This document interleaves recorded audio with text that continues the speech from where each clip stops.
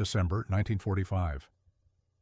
A farmer named Muhammad Ali al-Saman is digging for sabak, soft, nitrogen-rich soil used as fertilizer, near a boulder at the base of the Jabal al-Tarif cliff in Upper Egypt. His mattock strikes something hard, not rock, something hollow. He hesitates. In this region, people whisper about jinns trapped in vessels, spirits that guard the old places. But poverty makes men brave. He swings again. The jar cracks open. Inside, 13 leather-bound books, their pages made of papyrus, wrapped in what looks like ancient Coptic script. Muhammad Ali doesn't know he's just unearthed what scholars will call the most important manuscript discovery of the 20th century for understanding early Christianity. He also doesn't know that within months his family will be entangled in a blood feud, and these books will vanish into a black market that stretches from Cairo to Ann Arbor, from Zurich to the halls of power at the Vatican itself. Here's what makes this discovery so strange. These weren't scrolls hidden in desert caves by accident. Someone deliberately placed 13 codices, actual books with pages, not scrolls, inside a sealed jar and buried them at the base of a cliff sometime around 390 CE. Whoever did this took enormous care. They bound the texts in leather, wrapped them carefully, chose a jar that would protect them from moisture for over 1,500 years. This wasn't someone fleeing in panic. This was planned preservation. The question that drives everything, what were they hiding, and from whom? You'll discover today why this collection challenges almost everything you thought you knew about early Christianity. We're going to trace the books from that moment of discovery through the chaos that followed, through the academic battles and institutional resistance that kept these texts from the public for decades. We'll examine the 3 biggest misconceptions that surround these documents, misconceptions so persistent they've shaped how millions understand Christian origins. And we'll ask a question that scholars still argue about in hushed conference rooms. If these texts contain nothing dangerous, nothing heretical, nothing that threatens established narratives, then why did it take over 30 years for complete translations to reach the public? But first, we need to understand what Muhammad Ali did next, because his decisions in the hours and days after discovery set in motion a chain of events that would scatter these codices across continents. Muhammad Ali took the jar home. His mother, seeing the brittle papyrus pages, used some of them to kindle her bread oven. Let that sink in for a moment. Pages that had survived 16 centuries, preserved through the fall of Rome, the rise of Islam, the Crusades, the Ottoman Empire, burned to ash to bake bread, because no one in that household understood what they were looking at. How many texts were lost in that fire? We'll never know. The family estimates she burned perhaps a codex or more before Muhammad Ali stopped her. The surviving books became bargaining chips. Muhammad Ali's family was involved in a blood feud at the time. His father had been murdered.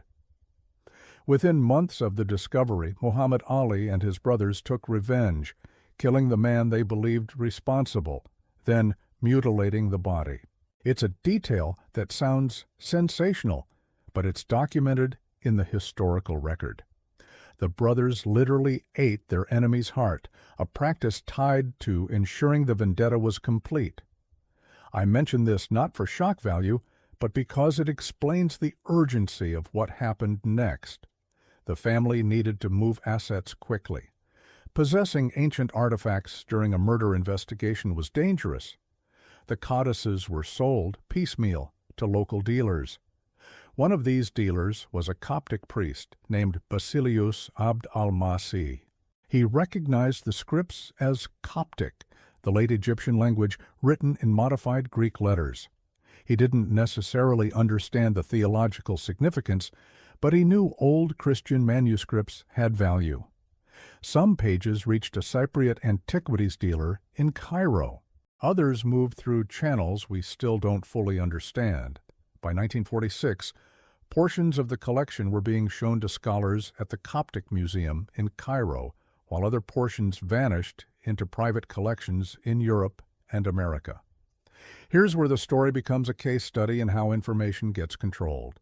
The Egyptian government, recognizing the potential value, nationalized the bulk of the collection and placed it in the Coptic Museum under the directorship of Togomina and later Pahor Labib. Photographs were taken. An international team of scholars was eventually assembled. Publication was promised. But decades passed. Researchers who requested access were delayed, redirected, given incomplete inventories. The standard explanation was that proper scholarly work takes time, that translation is painstaking, that authentication requires caution. All true. But scholars began to notice patterns. Certain texts seemed to receive less attention than others. Certain theological themes were quietly downplayed in early descriptions. Let me plant a question here we'll return to. If these were simply old Gnostic texts of purely academic interest, curiosities with no modern relevance, why did it take until 1977, over 3 decades after discovery, for a complete English translation to be published? Keep that timeline in your mind. We'll come back to it. Now let's talk about what's actually in these books, because the popular imagination has created a mythology around the Nag Hammadi Library that's almost as fictional as some claim the texts themselves to be. The collection contains 52 tractates, individual texts, across 13 codices. They're written in Coptic, translated from earlier Greek originals that no longer survive. The content ranges widely. You've got creation myths, secret teachings attributed to Jesus, apocalyptic visions, philosophical dialogues, a truncated fragment of Plato's Republic translated into Coptic. It's not a uniform library. It's more like someone's entire theological bookshelf, carefully selected and then hidden. The most famous text is the Gospel of Thomas, a collection of 114 sayings attributed to Jesus with no narrative frame, no birth story, no crucifixion, no resurrection account. Just sayings, some of which overlap with the canonical Gospels, others completely unknown. The opening line. These are the secret sayings which the living Jesus spoke and which Didymus Judas Thomas wrote down. Already you're in different territory. This isn't Mark's urgent action narrative or John's cosmic prologue. This is presented as esoteric wisdom, hidden knowledge. Then there's the Gospel of Philip, which includes the passage that launched 1,000 conspiracy theories, the one about Jesus kissing Mary Magdalene. But here's what almost no one mentions when they cite that passage. The Coptic manuscript has a hole in it at the critical word. The text reads something like, "And he used to kiss her," on the hole in manuscript.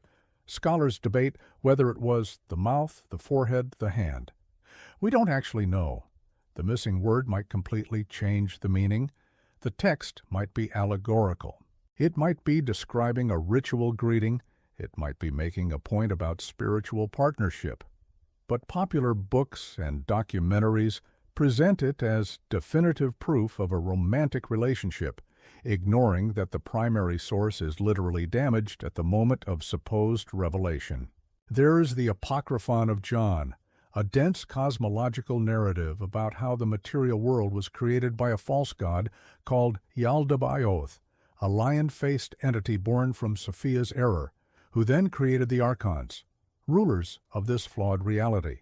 In this telling, the God of Genesis isn't the true ultimate deity, but a confused demiurge who traps souls in matter. Christ comes not to die for sins, but to deliver secret knowledge that allows escape from the archon's prison. The thunder. Perfect mind is something else entirely, a goddess figure speaking in paradoxes. I am the first and the last. I am the honored one and the scorned one. I am the whore and the holy one. I am the wife and the virgin. It reads like poetry, like mystical philosophy, like nothing else in early Christian literature. The collection also includes Valentinian texts, writings from followers of Valentinus, a second-century Christian teacher who nearly became Bishop of Rome, and whose theology was eventually deemed heretical. His system was complex. Multiple levels of divine emanations, a heavenly realm called the Pleroma, a catastrophic error that produced the material world, and salvation through gnosis, direct knowledge of the divine spark within. Now here's misconception number one, the big one, the one that underlies almost every sensational claim about Nag Hammadi. These texts were not banned by the early church. That's the headline you see everywhere. The truth is considerably more complicated and less dramatic, which is probably why the simplified version persists. Let's walk through what we actually know. These codices were buried around 390 CE, give or take a decade based on cartonnage analysis. The recycled papyrus scraps used to stiffen the leather bindings, which include dated letters and documents from the mid-4th century. At that time, Christianity was the official religion of the Roman Empire. The Nicene Creed had been established in 325 CE. Bishops across the Mediterranean were consolidating orthodoxy, defining correct belief, rooting out what they considered error.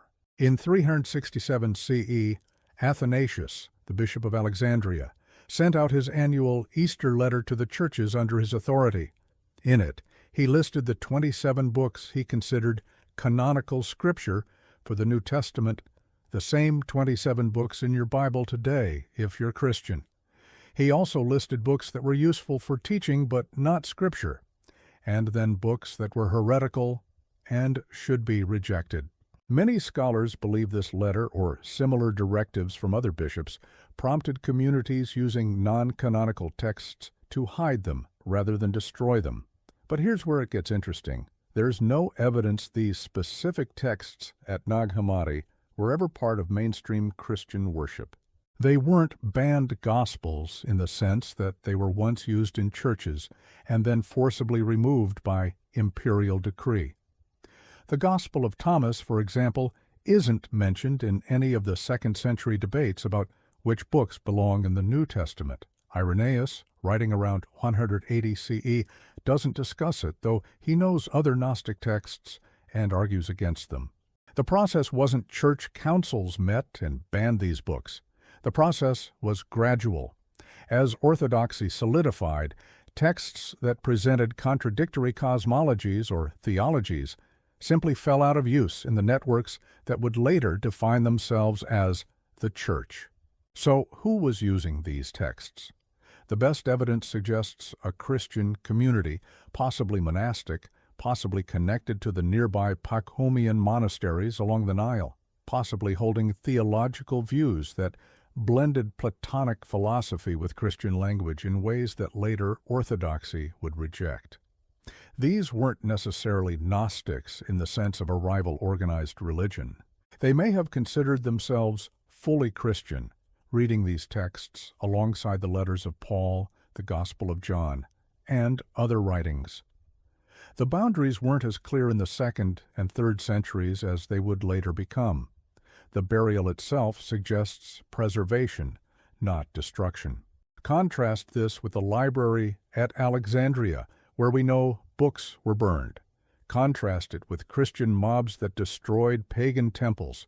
At Nag Hammadi, someone carefully wrapped these books and hid them, probably hoping to retrieve them when the climate shifted. They never came back. But the act itself shows reverence, not fear of punishment. This was a community protecting its texts the way you might protect a family heirloom during a war.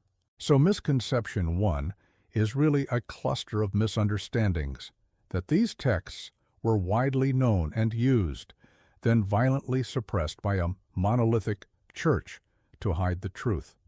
The reality, these texts represented minority theological positions that lost the historical argument about what Christianity would become. They were preserved by communities that valued them, hidden when those communities felt threatened by standardization pressures, and eventually forgotten until a farmer's mattock struck a jar in 1945. Let's pause and take stock. So far, we've seen a farmer discover a jar, inadvertently burn some pages, sell the rest into a market that scatters them globally. We've seen that the conventional story of banned books doesn't hold up to historical scrutiny. Now we need to follow what happened after the discovery because this is where the second major misconception takes root. The idea that the Vatican, or institutional Christianity, actively suppressed the Nag Hammadi texts in modern times. The actual delay in publication was bureaucratic, academic, and, yes, partially protective of established narratives, but not in the conspiracy theory sense. It was more like institutional inertia combined with scholarly gatekeeping. The Coptic Museum in Cairo held the majority of the codices.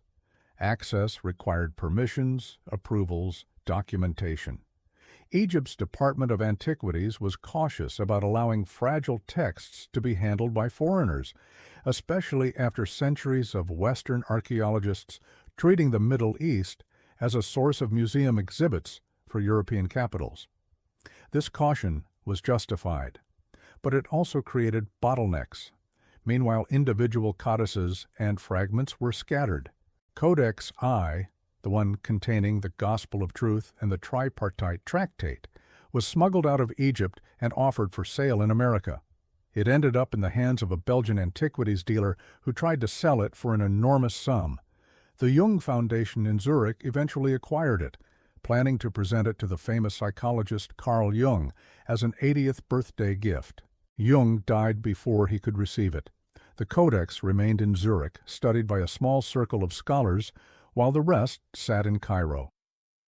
The fragmentation of the collection meant that different scholars had access to different texts at different times. There was no central coordination. The Dutch scholar Gilles Quispel worked on Codex I in Zurich. A team at the Coptic Museum photographed and studied other volumes. Jean Dorès, a French scholar, published preliminary reports in the 1950s based on limited access. But comprehensive publication, complete translations, those came slowly, haltingly, and only after pressure from the academic community. A key turning point. In the 1970s, James Robinson, at the Claremont Graduate School in California, assembled a team to create a complete photographic facsimile edition of all 13 codices with full English translations. This required navigating Egyptian bureaucracy, securing permissions, coordinating with multiple institutions holding different parts of the collection. Robinson describes the process as maddening. Doors would open, then close. Approvals would be granted, then rescinded. Some of this was politics, tensions between Western institutions and post-colonial Egypt. Some was academic territorialism. Scholars who had been granted exclusive access to certain texts resented others entering their domain. But was there religious suppression? Did the Vatican or Protestant church bodies actively work to keep these texts hidden? Here's where we need to be precise. There's no evidence of direct Vatican intervention to block publication of the Nag Hammadi codices. What there is evidence of is a general cultural resistance among some Christian scholars to giving prominence to texts that might confuse believers or challenge Orthodox teaching. This resistance manifested as slow translation, limited circulation, and a tendency to frame the texts as Gnostic heresy in early descriptions rather than as alternative early Christian perspectives. Elaine Pagels, in her landmark 1979 book, The Gnostic Gospels, argued that the texts reveal a suppressed Christianity, more mystical, less hierarchical, more gender-inclusive. Her work brought Nag Hammadi to mainstream attention and sparked fierce debate. Critics accused her of overstating the feminist elements, of reading modern liberal values into ancient texts, of presenting Gnosticism as a coherent rival tradition, when in fact it was a loose collection of wildly different groups. Supporters argued she was simply correcting decades of biased scholarship that dismissed these texts without serious engagement. The debate matters because it shapes how people understand the misconception. If you believe Pagels, the delay in publication was partly ideological, scholars and institutions protecting a particular version of Christian history.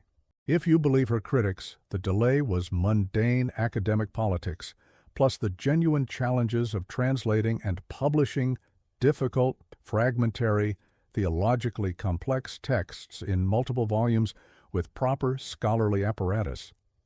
The truth probably lives in the messy middle. There was no smoke-filled room where cardinals ordered the texts buried, but there was also a scholarly establishment that, consciously or not, prioritized texts that reinforced existing narratives. When you're a department head at a Catholic university or a Protestant seminary professor, you're probably not racing to publish texts that call the God of Genesis a false deity, not because of explicit censorship, but because of where your interests and funding naturally flow. So Misconception 2. Modern religious authorities suppressed Nag Hammadi. More accurate, a combination of legitimate scholarly process, institutional caution, academic territorialism, post-colonial politics, and yes, some theological discomfort created a delay that fed suspicions of active suppression. The result was the same, delayed access, but the mechanism was diffuse, not conspiratorial. By 1977, the full collection was available in English through the Nag Hammadi Library in English, edited by James Robinson. Suddenly, anyone could read the Gospel of Thomas, the secret book of John, the Sophia of Jesus Christ. The texts entered public consciousness. They've been cited in novels, documentaries, academic papers, spiritual movements, online debates. They've shaped how people think about Christian origins, about orthodoxy and heresy, about what was possible in the first few centuries after Christ. And this brings us to the third and perhaps most pervasive misconception, that these texts reveal the real Jesus or the true early Christianity that was hidden from history. Let's be clear about the chronology. The canonical Gospels, Matthew, Mark, Luke, John, were written roughly between 65 and 95 CE, 1 to 2 generations after Jesus' death. Paul's letters are even earlier, dating to the 50s CE. The Gospel of Thomas, in its current form, is harder to date. Some scholars argue it contains material as early as the canonical Gospels, possibly even earlier traditions. Others date the whole composition to the mid-2nd century. The debate hinges on whether you think certain sayings preserve independent early tradition or are later theological developments. Most of the other Nag Hammadi texts, the elaborate cosmologies, the Valentinian systems, the Archon mythologies, reflect 2nd and 3rd century theological speculation. They're not eyewitness accounts. They're not 1st century Palestinian Jewish texts.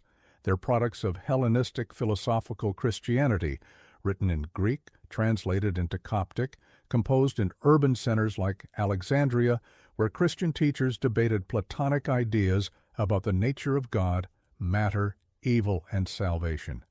So when someone tells you the Gospel of Mary Magdalene proves women were leaders in early Christianity and this was covered up, what they're often doing is conflating different claims. Yes, women held prominent roles in some early Christian communities. We know this from Paul's letters and Acts, which are earlier sources. Yes, the Gospel of Mary, found at Nag Hammadi, portrays Mary Magdalene as a recipient of special revelation, which Peter and other male disciples resent. But that text is probably from the 2nd century, reflecting theological debates of that era, not a historical account of Jesus' original teachings. It's evidence of later diversity, not hidden origins. The pattern repeats. The Gospel of Philip's damaged passage about kissing becomes proof Jesus was married. The Apocryphon of John's demiurge becomes proof early Christians believed in aliens or ancient astronauts. The Thunder, Perfect Mind's paradoxes become proof of goddess worship in Christianity. Each leap requires ignoring genre, date, literary context, and the difference between theological speculation and historical claim. This doesn't mean the texts aren't valuable. They are profoundly valuable. They show us the incredible diversity of early Christian thought. They reveal that before orthodoxy crystallized, Communities across the Mediterranean were experimenting with different ways to integrate Jesus' significance into wildly different frameworks: Jewish apocalyptic, Greek philosophy, mystery religions, Egyptian wisdom traditions. Some communities believed salvation came through correct belief and ethical living. Others believed it came through secret knowledge revealed only to initiates. Still others blended these approaches in ways we can barely reconstruct. The Nag Hammadi Library proves that early Christianity wasn't a monolith.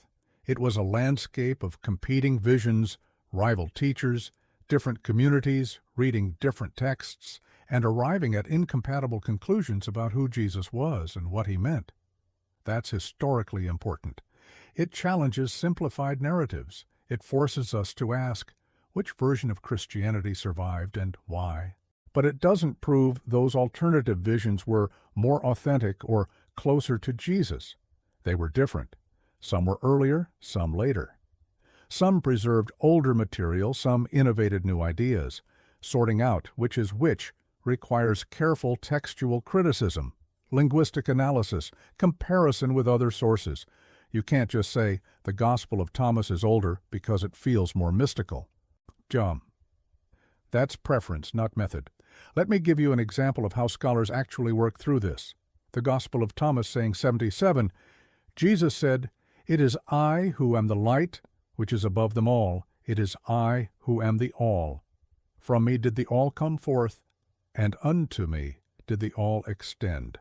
Split a piece of wood, and I am there. Lift up the stone, and you will find me there." Compare that to John 8:12, "I am the light of the world," or to Colossians 1:16-17, about Christ in whom all things hold together. Some scholars argue Thomas preserves an early mystical tradition that influenced John. Others argue Thomas is later, reflecting 2nd century cosmic Christology, influenced by Stoic ideas about the divine permeating all matter. The evidence?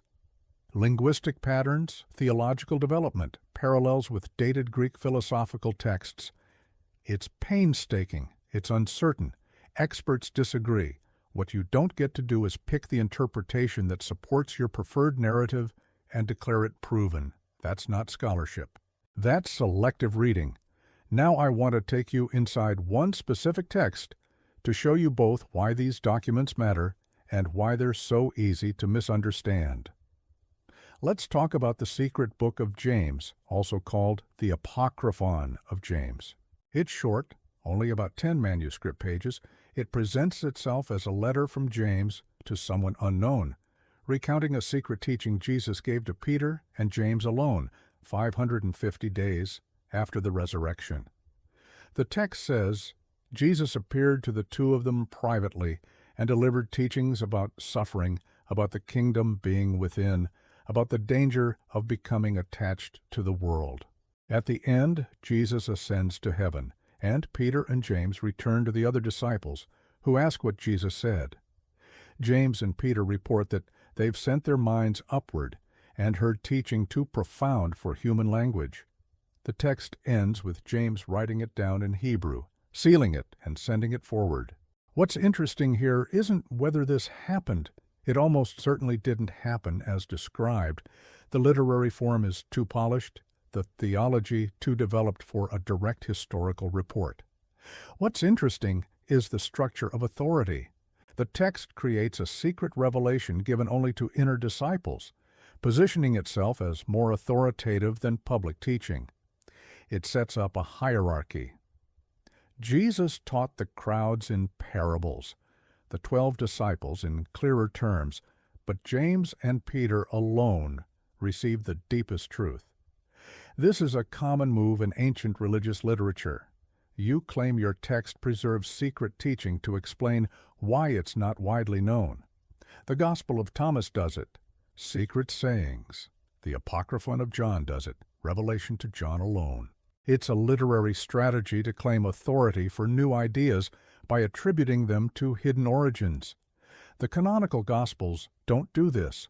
They present Jesus teaching openly, in synagogues and mountainsides.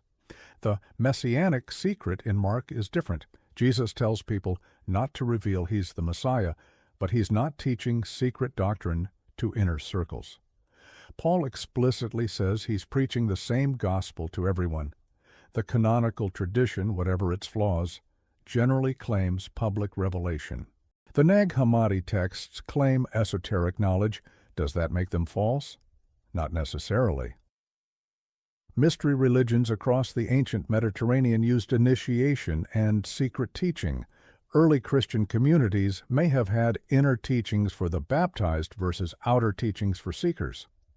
The line between public gospel and secret knowledge may have been blurrier than later orthodoxy wanted to admit, but it does mean we should be cautious when modern authors present these texts as the Christianity the Church didn't want you to see.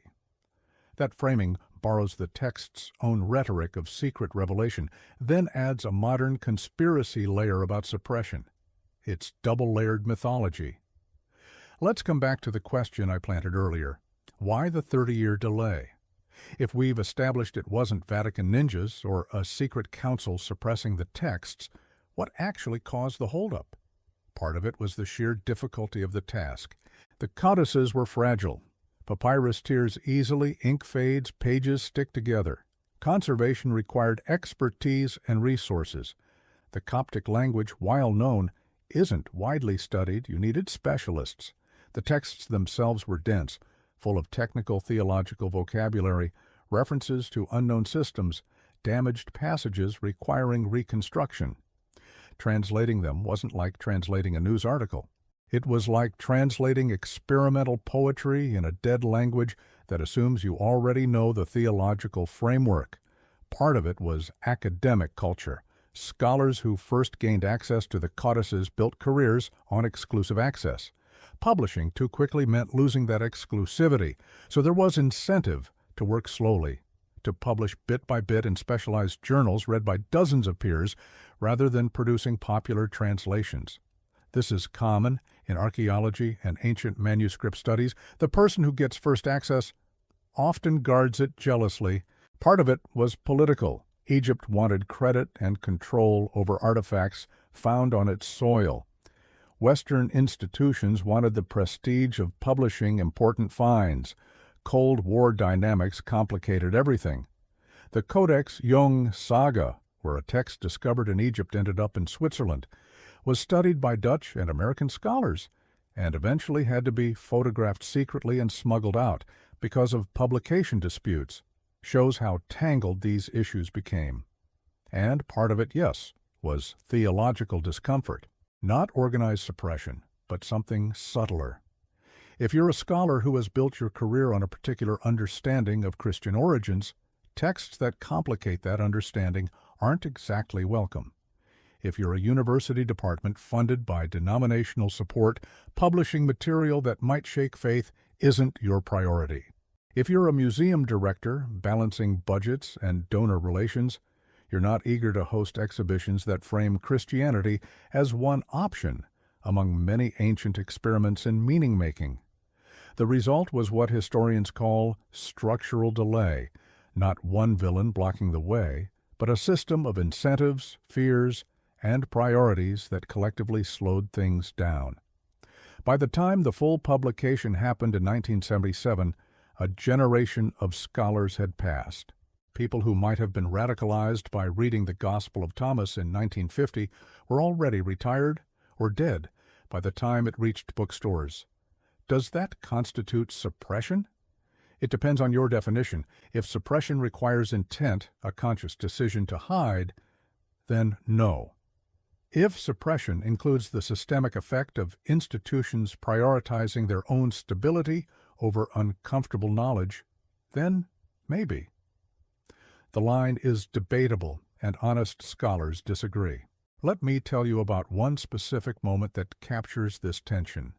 In 1977, just as the full translations were being published, the Biblical Archaeology Review ran an article accusing the scholarly establishment of deliberate delay. The author pointed out that the Dead Sea Scrolls, discovered around the same time, faced similar publication delays, 50 years before some scrolls were released. The pattern, the article argued, wasn't coincidence. It was control.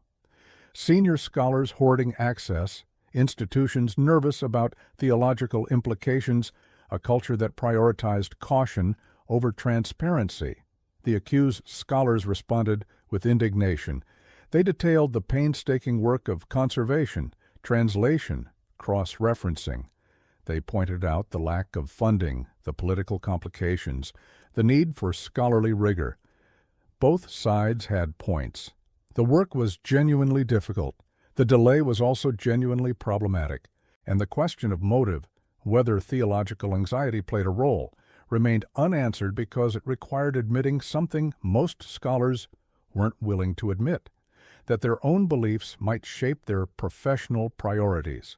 I want to shift now to something more intimate, more human, because all this talk of manuscripts and scholars and institutions can make you forget that these texts were written by people, copied by people, read by people who found in them something worth preserving at great risk.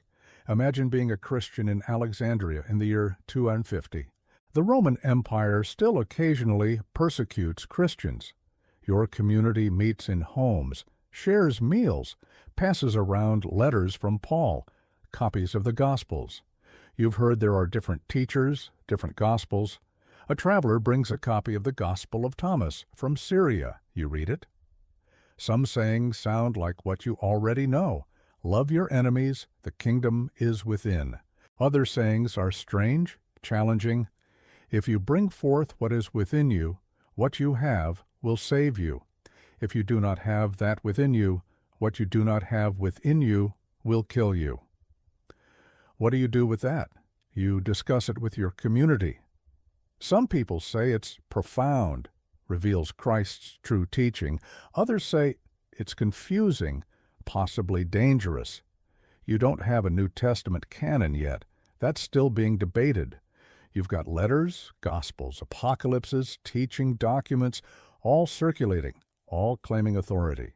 You're trying to figure out what to believe, how to live, what truth is. Fast forward to 390. The emperor is now Christian. The bishops are consolidating power. They're saying these books are scripture. These aren't. They're saying, believe this about Christ's nature, not that. Your community has texts that don't fit the new categories. Do you destroy them? Some communities did, but your community decides to preserve them. You gather the codices, wrap them, seal them in a jar, bury them near the cliff. You mark the spot somehow, or you tell someone trusted, or you plan to return. But you never do. Persecution comes, or plague, or simply time. The location is forgotten. The books sleep for 16 centuries while empires rise and fall above them. That's the human story under the academic debates. People who valued these words enough to save them. People who believed they contained truth or beauty or insight into the divine. People whose names we don't know, whose faces we can't see, whose choices echo forward to Muhammad Ali's mattock striking that jar in 1945.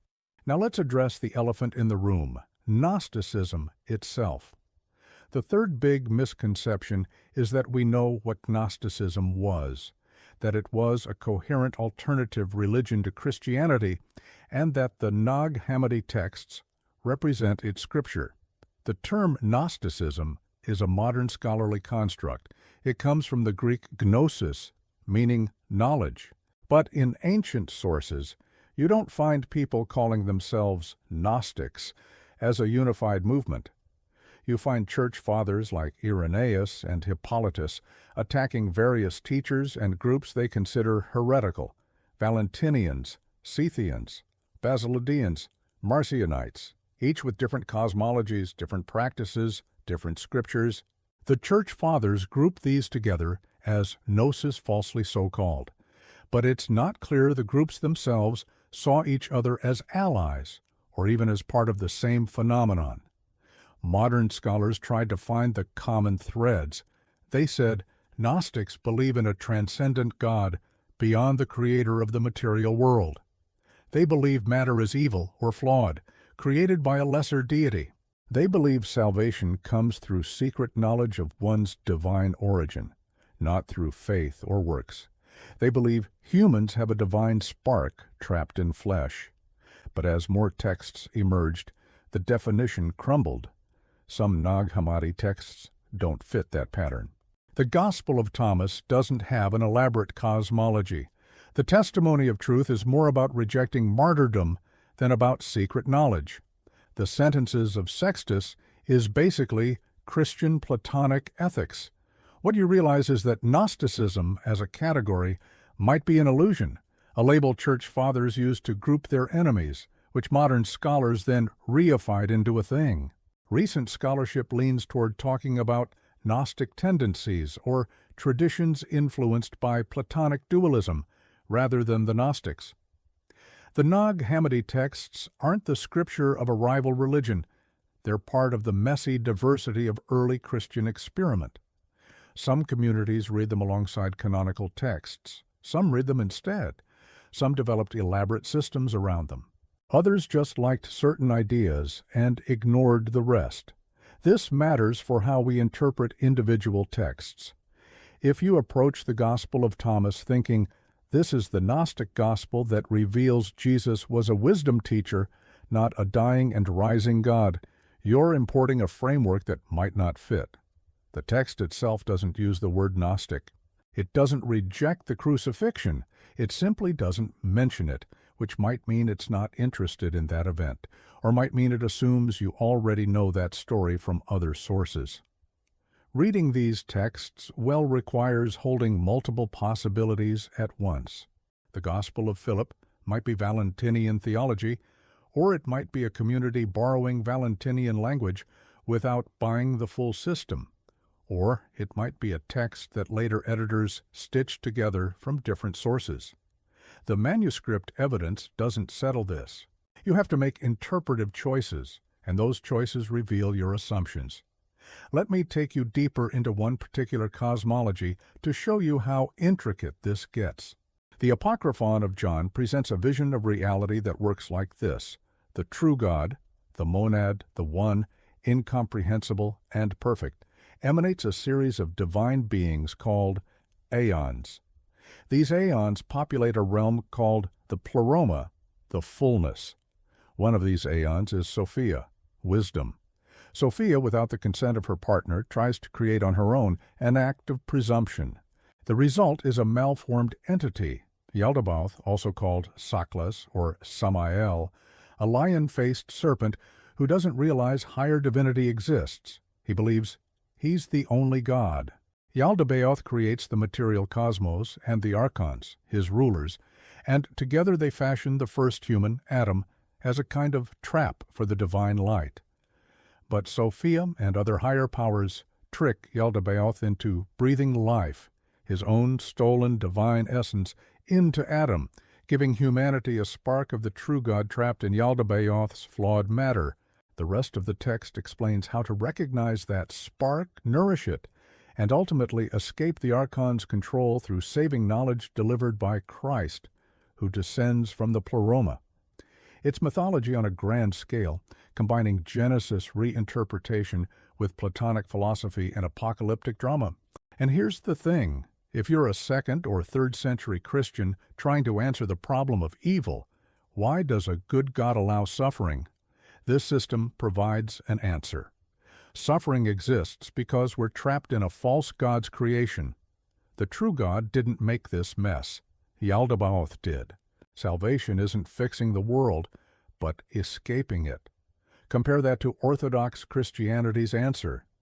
Evil exists because of human free will and the fall, but God entered the mess through incarnation to redeem it from within. You're not escaping matter. You're being resurrected into transformed matter, a new creation. These aren't just